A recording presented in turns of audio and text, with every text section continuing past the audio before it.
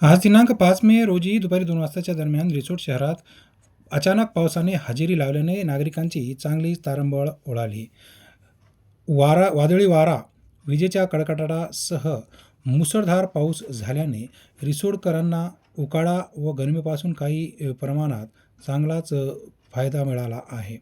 रिसोडकरांना गेली 1 महिनाभरापासून उन्हाचा तडका सहन करावा लागत आहे. या दरम्यान मात्र आज आलेल्या अचानक या पावसामुळे नागरिकांची पळापळ दिसून आली.